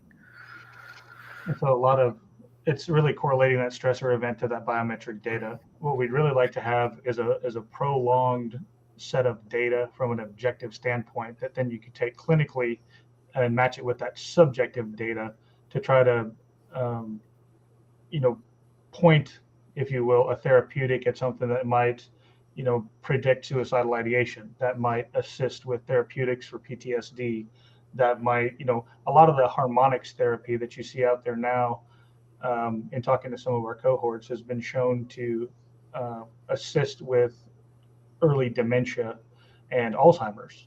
And so if we can provide some of those, baseline simple therapeutics within the game, uh, I think it'll be phenomenal. Again, we're not diagnosing anybody. We're just, providing you a tool set. If you want to use that tool set during play, awesome. It gets into the whole, FDA approval, and eventually, milestone 4 or 5 of this thing If it becomes something that's prescribed as therapy, so to speak, then we'll think about that. But that'll be well informed by the psychologists and neuropsychologists, um, and other folks who we're currently talking to help us out with this project. So what we're doing here is we're building what we know, and they're going to come back and enforce or reinforce what we think we know, and then help us with those therapeutics going forward. The idea here is play, get therapy. That's that's And it's simply. all opt-in data collect, so it's not there's specific buffers built in from crossing over any data to correlate without the consent of the individual gamers, uh, so that the information can be useful from a an understanding perspective on how we're applying those therapeutics without the opt-in, and specific therapies can be applied to a patient based on them sharing their data with a healthcare provider of their choice. Aspirationally, we'd like to tie into some of the what's going on at the VA. They're the ultimate stakeholder in the veteran wellness. So, why would we not want them to have an input on what we're doing? uh, and ultimately, when you talk about government solutions, sometimes they're not great. They turn into, I don't want to do that kind of a thing. And here we think we can get people involved early in this process, so that when it does become a diagnostic, I think everybody wants to help their fellow man from a soldier standpoint. So that's what we're hoping catches fire. This good looking fellow here is me. I'm usually the one getting smoked in the game. So this is a Roberts Ridge map that we're playing on now. When you start to look at some of the effects in the game, it's pretty real. Yeah. Look at Uh, the trees swaying. isn't that cool? Yeah. The mountains in the background. Oh, there's the dude. The Snuck up on. water updates were amazing with it's just the light source from how it interacts with the water is really good. Nick's done top So, notch on all that stuff. so recently we've got the splashes in here now. We're not swimming quite yet, but that's coming. Oh, wasn't counting rounds. Low level. You see the waters moving as you run through it. Nick is chatting with me on the side. He's got us on the same team. Yeah. And there's that old seasoned Glock right there.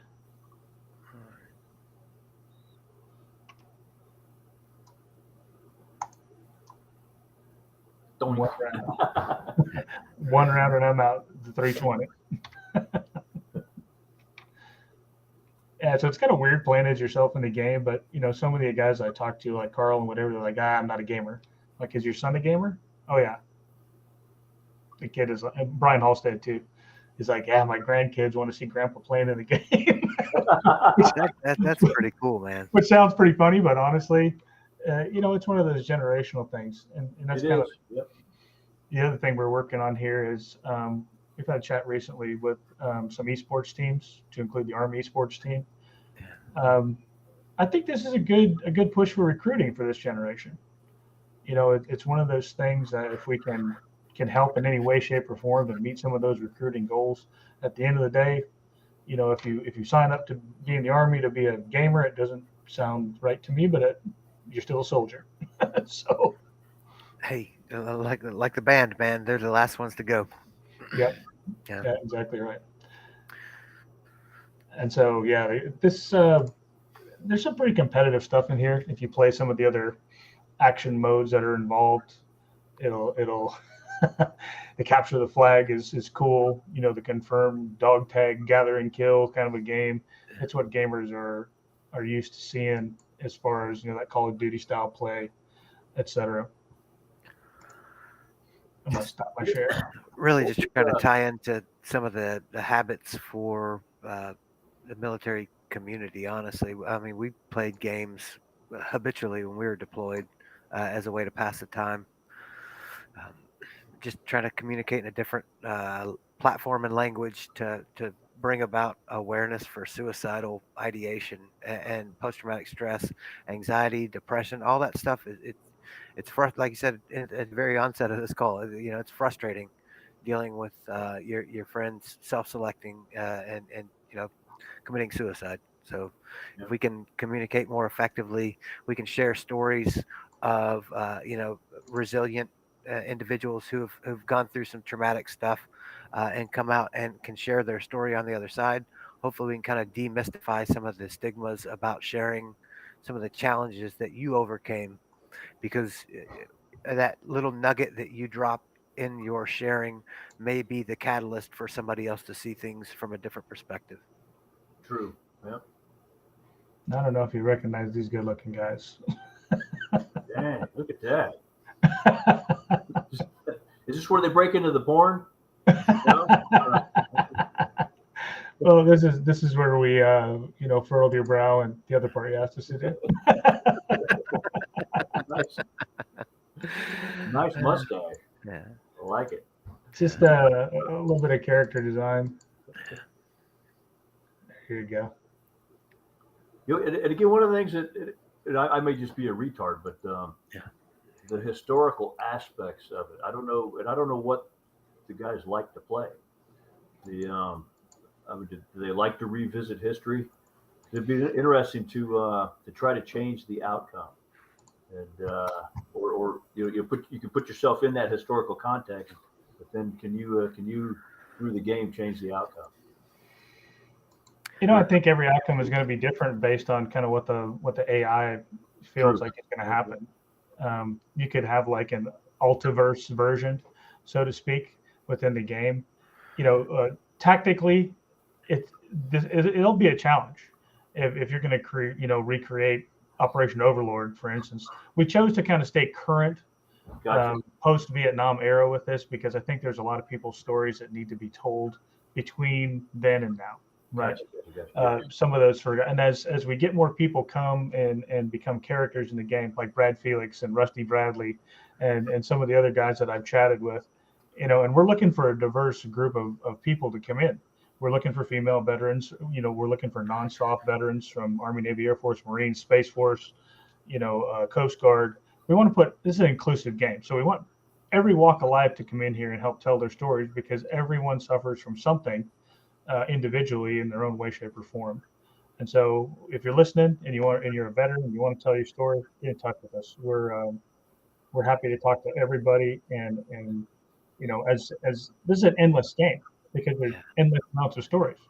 We want to be able to add some, every few months. Here's a new story you can play through. Here's a new character in the game. Whatever that might be.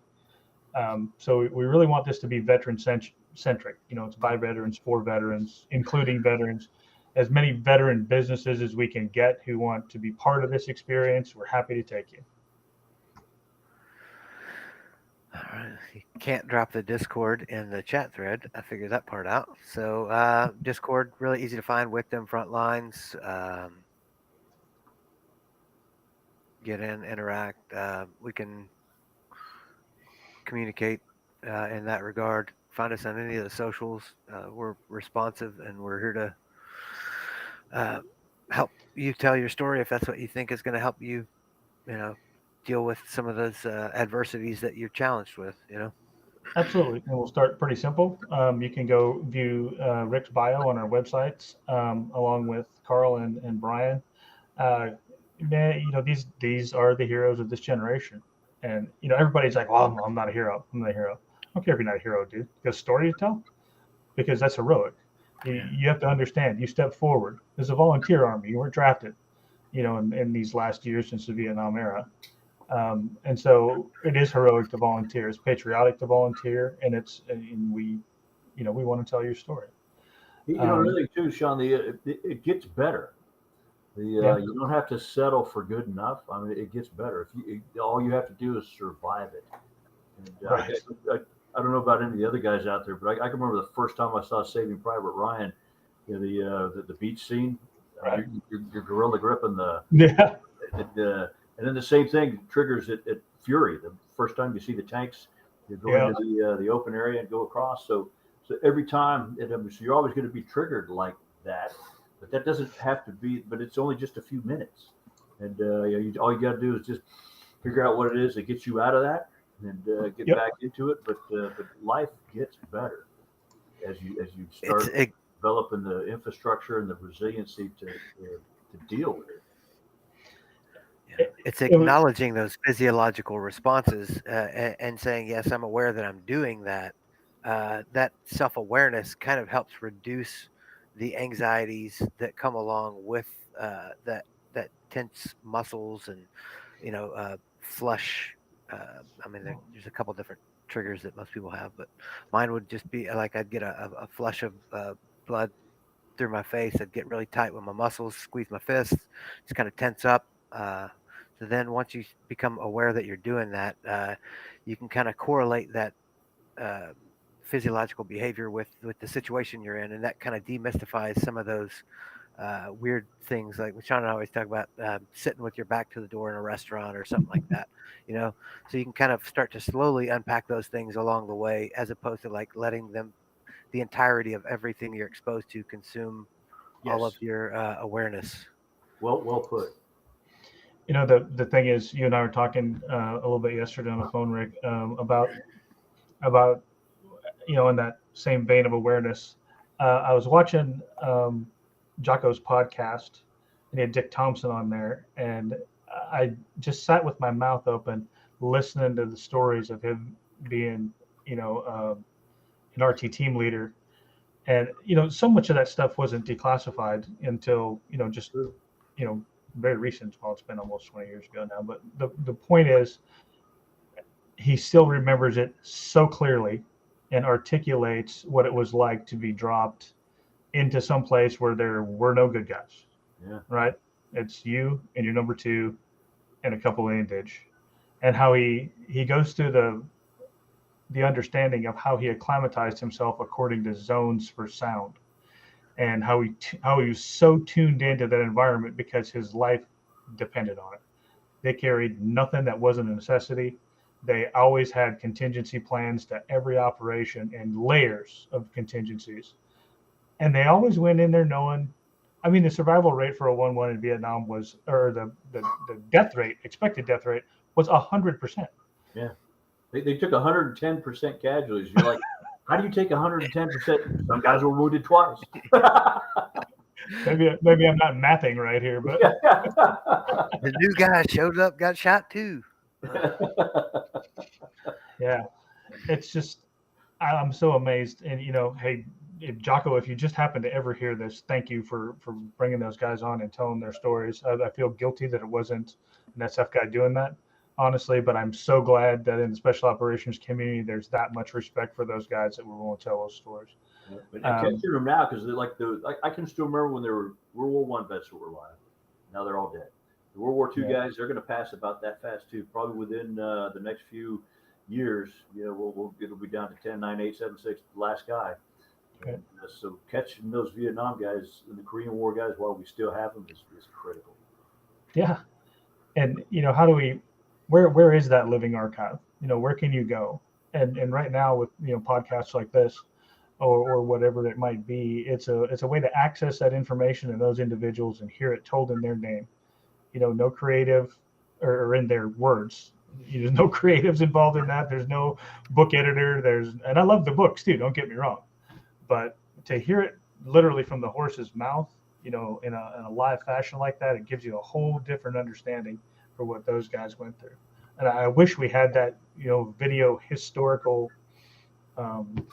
context to all of the things for the World War I, World War II guys, and then Korea too. I think that Korea, matches its name, the Forgotten War. It seems, those are horrible stories. Those are horrible stories, and so impressed with those dudes. Speaking of Korea, why don't you tell us a little war story about Korea when you were a young man there? I was coming out of 1st Ranger Battalion, so I thought I was all that. And so I get there, my platoon sergeant, this guy by the name of Dave Merck, and he's an old Lima Company Ranger guy. And so he's showing us, teaching us how to clear rice paddies, which is like ball busting work. It's just back breaking work. if you're doing it right, because you got to get a guys set, you got to throw them out.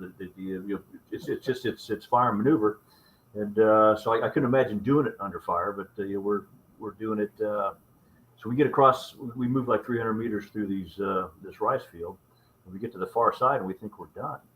And then Merck looks down, and he goes, "What are you guys doing?" I said, "Well, we just cleared the rice paddy." He said, "Yeah, but look what's in front of you," and it was a hill. And he says, "You don't know what's on the other side of the hill." He said, "There's this thing called gravity. Hand grenades roll downhill." He says, "You got to continue. So you cleared the easy part. Now you got to get up that hill and clear the far side, put out your flank securities." And so just little nuggets like that, because that terrain was brutal, Unforgiving. and, so it was. I was in a great unit. If you were airborne, if you were Ranger, if you were an SF guy, you got tagged when you went into the repo depot, and they would come down and interview you, and then they would grab you to that unit, and which was awesome. It was a joint security area, and the same thing with all the little rock soldiers that were with us too. I mean, they had to be like 5'8", which at the time was pretty tall for a Korean kid. Now they're all they're all taller than us, but all different in the diet, and we lived with them and worked with them. We had them mixed in our squads. It was probably one of the neatest units I've ever been in. And we had a platoon leader who was a rock. We also had an American guy that was the lieutenant that was our platoon leader. But we had dual or supporting chains of command. My Alpha Fire team leader was a Korean soldier. Begged me not to give him an award. Begged me not to promote him because he did not want to stay in the Army. And, so we would train 8 days a week. We were on this rotation cycle where we'd have 2 days of training. We'd have 2 days where we're up north doing at the checkpoints. Then we'd have 2 days where we're on a quick reaction force, and then we'd have 2 days off, right? So the day that we were on the quick reaction force, generally that's when you're out there doing your patrols too. So you do day patrols and you do night patrols, because you're actually in a little rally, ORP that's inside the DMZ, and you're just running through. So I think the day that we were on the QRF, we were the platoon leader and the platoon sergeant had gone down to see the Red Legs, because back in that day you had to have a plastic overlay for your artillery. You had to go down there and coordinate with the mortars and the 155s that were tracking you during your patrol. When you were going to leave, what your critical nav points were, so they would know to be up on sites, and they're moving as you're moving, as you're calling in your checkpoints. They're moving gun sites to whatever target reference points. So they could have rounds, and there's kids on those guns while they got troops out. Then you have to go up to Olette and Collier, who had mortars, and they coordinate with them. So they're off base coordinating when this Russian defector comes across the military demarcation line up into Panmunjom, the security area. So we'd recovered the camera that he had, and he'd coaxed his North Korean guard to let him go down onto Conference Row, which there's nothing to stop him from running. And he said, "I'll take a picture of you with the American and the South Korean kid in the background." And he said, "Then you take a picture of me." And so when he hands the camera to his North Korean guard, the guy's messing with it, and you see the first picture, the second picture is him getting after it, and he runs straight through the South Korean kid and Jung Moon Ki. They called it Monkey. So they run through Monkey, and I think it was a kid by the name of Burgoyne. And he says, "I'm defecting," as he runs across. So, and so the guard is right behind him, and he's got a pistol drawn, and he's shooting at him. And so now he's in South Korea, and so the South Korean kid and the American kid look at each other, shrug their shoulders, pull out their pistols, and drop them right in the street.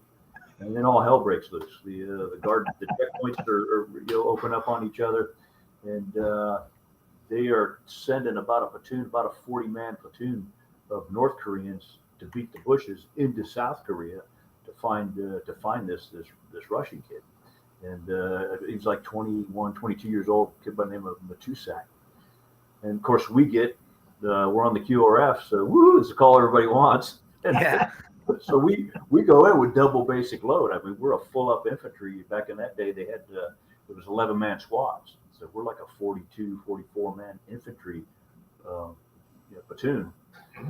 And we roll in with double basic load, and we basically fought them until they were out of ammunition, because they were coming across with a pistol, a Scorpion, an AK. They were shoving magazines in their pants, and we fought them to the point of where they ran out of ammo, and then they surrendered. During those initial moments, and this goes back to that training piece, to where those guys trained us so hard as a platoon. You had guys, you're locked on that base for 6 nights a week, and the only thing you had to do was train. Mm-hmm. So it was just rote memorization, from how your shit was loaded on the truck, to getting into your equipment. Had to be in there within 2 minutes, to rolling up to your release point, dropping out, getting into your cigar-shaped perimeters. Figure out, okay, where are we going to start the bore? From the time the tailgate dropped, and it was like 2 squads in front, 1 squad following to the rear, the 4th squad that's going to go either left or right, depending on where we're at, and send somebody up to occupy the high ground, gun heavy, and then you just roll. So I think we ended up with 2 squads doing bounding overwatch, 1 squad in the rear to maneuver left or right, and we'd send a 4th squad up to the heliport to tie in our flank, and they were just basic 7-8 infantry stuff. Like I say, we found the defector. He was hiding in the bushes. And, it was kind of comical, because we're online. We put out flank security, and we're fixing to cross this road. And one of the guys down the line said, "Hey, Sergeant Lamb, there's a guy in the bushes." And so I'm doing trying to look through without putting my head up, because you know how that ends. Yeah. And so I see that the guy's got a tie on, and at the time our guys were wearing ties. If you were on a checkpoint, believe it or not, Class Bs, with a tie and a big old overcoat, right? And so I said, "Hey, he's one of us," because as soon as they said there was a guy in the bushes, you could almost hear the safeties going, setting off. And I said, "No, I think he's one of ours." And so you hear the safeties going back on, and then the guy says, "No, I'm Russian," and then you hear the going back off. Yeah. So I remember telling him, "Are you hurt, Russian? Can you move?" He says, "Yeah." So they follow my voice, get across the road, come to us. And so we grabbed him, threw him in the Jeep, and then it was just up over that road, and there was still firing going on, because the checkpoints are in contact. And we bottom line, we rolled their flank, and they had come in, and they had pinwheeled kind of down to the south, a little bit heading to the west, and we'd come down almost right on their flank. And so any of and they were down in a defilade. So as soon as we had troops come up over the defilade, I think it was myself and one of the Rock soldiers and Mark DeVille, and it was one of those, they're looking at us like, "Whoa, where'd you guys come from?" And then it was just stuck to the barrel, because that guy would go down, and the next guy would go down, and once we got them out, and then they start scurrying out of that hole, across the street into another hole, and by that time they're dry, and they're all they got dead, they got wounded, and we hit them so hard and so fast that I told my fire team leader, Sergeant Lee, I said, "You tell these guys we're going to kill them right now, right here. It ends unless they surrender." And so he does this thing, and they all stood up and they put their hands up. And it was odd, because one of the guys had taken his blouse off, and he had a white long sleeve underwear shirt on, solid red, because he had so many holes in him. And so as we're going in there to actually search him and give him medical care, and push them forward, because really we deployed with find the defector and kick the North Koreans out of the southern part of the DMZ, and that was pretty much our marching orders.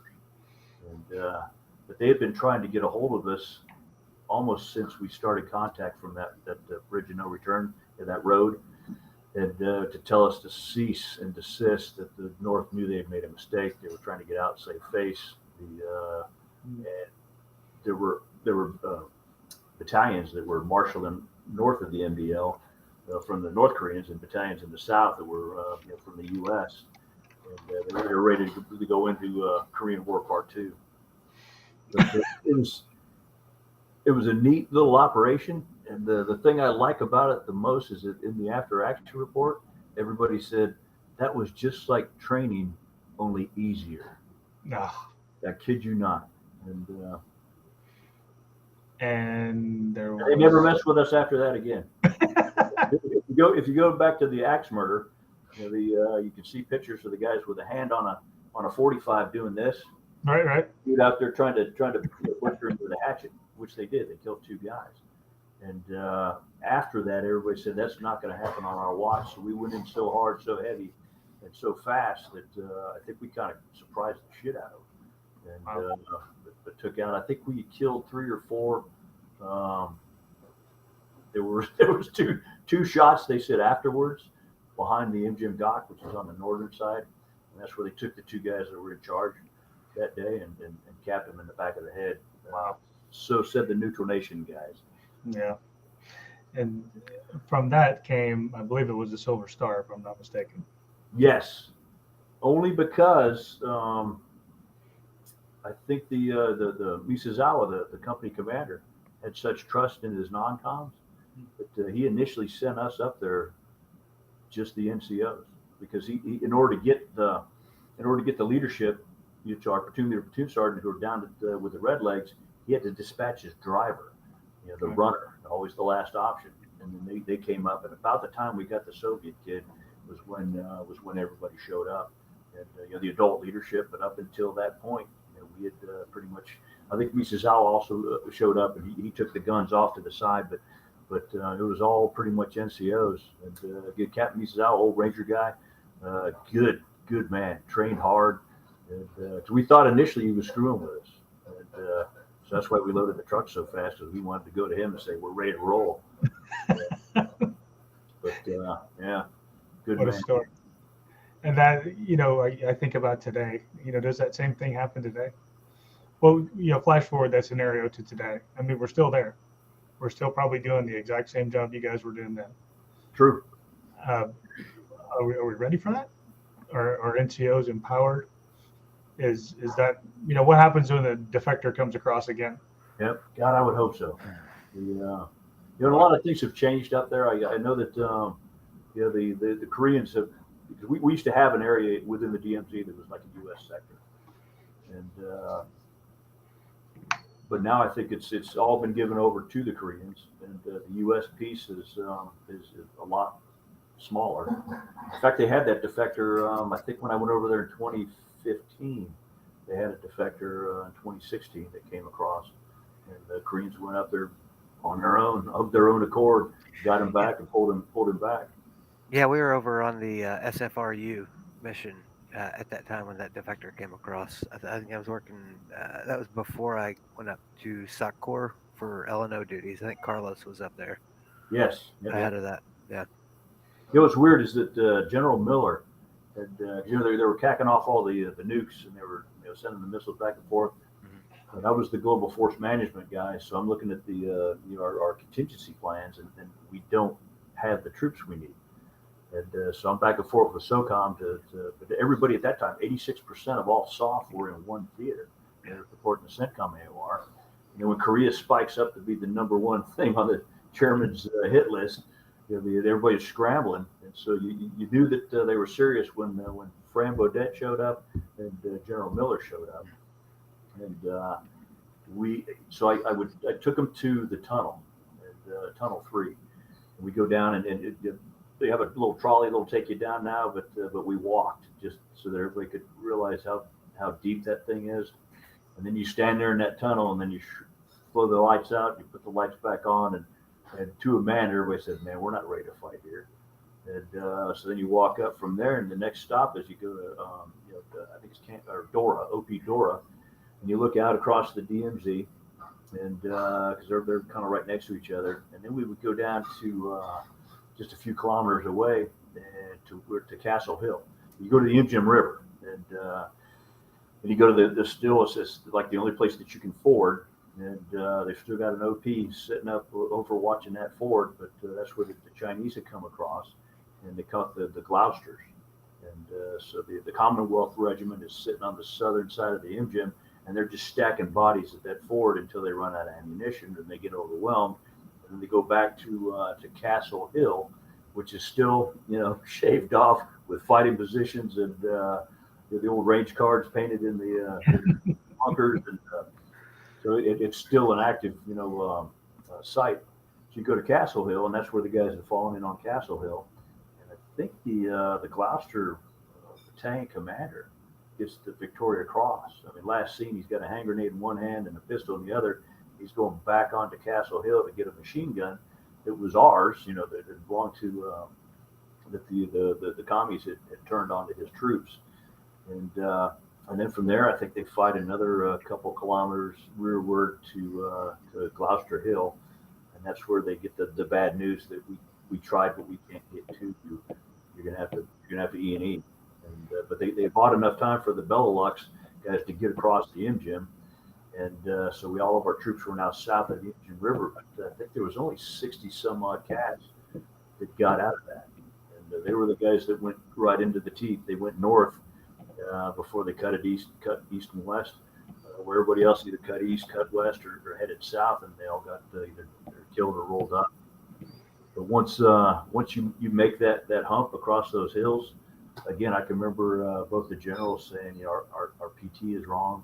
Our comms are going to need to be massaged. We're ready for walking on the side of the hill, not up the hill, down the hill, up the hill, down the hill, and the takeoff angles we're not going to give them with the sat stuff that we have now. So, all that, and that was something that's been in place for 60 some odd years. Right. And it's atrophied. Time for a little reeval. But hey, look. They went there, they reevaluated it. They said, hey, look, I mean, that's one of those things that you would think had happened, how many times in 60 years? Well, and it probably had up until the fact that, until the point in time where we put 86% of our SOF into one theater. Yeah. And I mean, if you looked at the way we had troops spread, it was, and you look into Southcom as well. And, some of the issues that they're having in Southcom, I mean, in Latin America right now, is because we were absent for 20 years. Yep. You had poor 7th Group down there, trying to put a Band-Aid fix on it, but there was a time in 1980 when 7th Group no longer existed. They had already taken the funding, and all they had to do was furl the colors and then put all the Green Berets, needs of the Army, until I think it was Chuck Fry went up and sat down with Shai Meyer.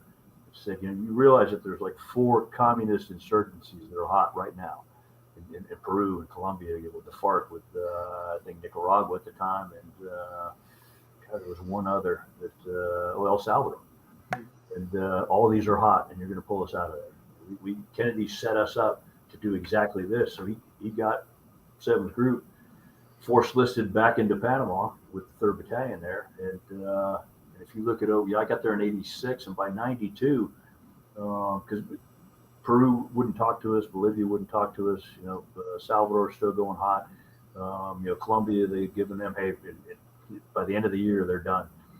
But by '92, when I finally left, and it wasn't me, I mean, it was just the presence of using that as a lily pad for the guys to, every 6 months you were somewhere, and but even Ortega in Nicaragua had been voted out, and you look at it now. I mean, you got Venezuela.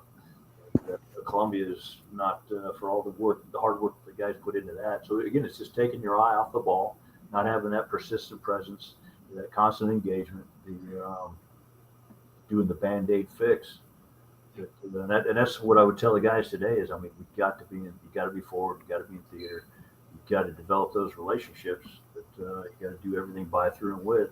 Because the only way we defeat, whether it be communism or the Chinese tentacles, is to be in there and be underneath that umbrella and own the human terrain. Indeed. Man, what a history lesson we've had today. I mean, we're gonna have to do this again. We got every week. You're welcome to come back anytime you want. Yeah. This is one of those things where this is how lessons are passed. This is how history is recorded. This is how we hopefully involve some of the audience to come ask questions. And if you do have any questions for Rick or any one of us, shoot them to us. Via the 17 socials we've got out there. Ask a question, and I'm sure I'll have to ask Rick, but we'll get it answered for sure. And I always use the who's the guy that wrote About Face, the Dave Hackworth disclaimer, and that all these stories are one guy whose his vision is like this. There's nothing going on left, nothing going right. You're tunnel focus because all your blood is going to your eyes, right, and keep your heart beating. And it's all seen by one guy's. You could have two guys in the same exact thing, and they'll see it two different ways. And, so it's all one man's opinion. It's all back to the fishing analogy, Exactly. That's true too, because the more you tell the story, the more polished they get. Absolutely. Yeah. Thank you so much for taking the time to hop on with us and share some of your anecdotal perspective, Rick. We really appreciate it. I'm sure it resonates with everybody that's listening, veteran or not. Absolutely. Yeah, come back anytime. We'll be in touch. Definitely. We'll continue development on them characters. We're excited to have you in the game and to be part of this experience with us. And we hope that it does the good, that we're hoping that it's going to do for the audience of veterans and even non-veterans who come to play the game. You can catch Rick in some of these. Will be some recorded articles within the game that you can click on from a historical perspective as we start to incorporate campaign mode and you tell your story inside of the game. I think we're hoping for a playable mini documentary, so to speak. And again, I guess the parting shot out to anybody, any of the guys and gals that are out there is, you don't have to accept being broken. You don't have to accept status quo. I mean, there's so many people, organizations, and things that you can do that you don't. Fitness, family, faith, friends, finances. Start working on them. You don't settle. Absolutely. And if you're needing resources, you don't know how to get them, please contact us. The network is strong within this community. There's lots of great organizations out there who are willing to help with whatever you need. But you have to make a conscious decision, and you can't be afraid to do it. You got to come forward, man. Even if it is a private conversation, on one of these, direct messaging apps or whatever the case may be, reach out. Don't go another minute needing help and not knowing how to get it. And so with that, Rick, thanks so much for coming on with us for a while. Love that uniform. I just can't get over it. It's actually painted. I don't know if you can see it, but it's. I do. It's spray paint. They took the olive drab from the exterior of the plane and went, and the light green from the interior of the plane, and that was the first time that the guys camouflaged 5/17th going into southern France. I may or may not have an LCE that looks exactly like that. Somewhere in a tough box in my garage. Keep it, man. It's worth money. I finally had to part with one of my 331 T-shirts the other day because it was just rags, and I cut the logo off, which still remains, by the way. I don't know if you know that, but that logo. Got one pristine left. That one we put on the wall still remains as their team logo to this day. Outstanding. Never changed, march or die. Outstanding, brother. Stay in touch with us. Always great to see you, and you're always welcome back anytime you want to come. All right, thanks, my brother. I love Thank you. Love you too, brother. We'll see you. Take care. Hey, be good, Rick. Thanks. All right, take care, brother. Good comments.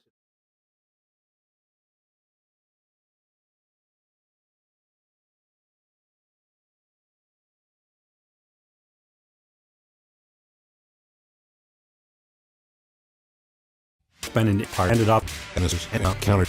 I met Curtis actually at Fort Lewis when he was running a sniper locker, and then we were on a team together in Okinawa. We've been friends, and we've always talked about going into business and life after the Army.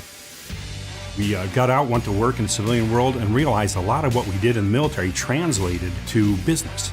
We looked at the cutlery industry, and the people there, as a culture, were fantastic. And we said, hey, we're going to start a knife company here in North Carolina. In the beginning, we had a knife grinder, a blaster, some rudimentary tools. We started out and decided, what do we want to make? Well, let's make something we know. So it was a combat knife, and we did 3 models because we figured you got to have more than one when you start out. You know, you think you know everything about knife because you carried one all your life. But to be quite honest, we were new at it. We didn't know everything, so we took them to a lot of our special forces buddies at Fort Bragg. They gave us some advice and allowed us to develop those initial products. Today, we have a whole lot more offerings than we did in those early days.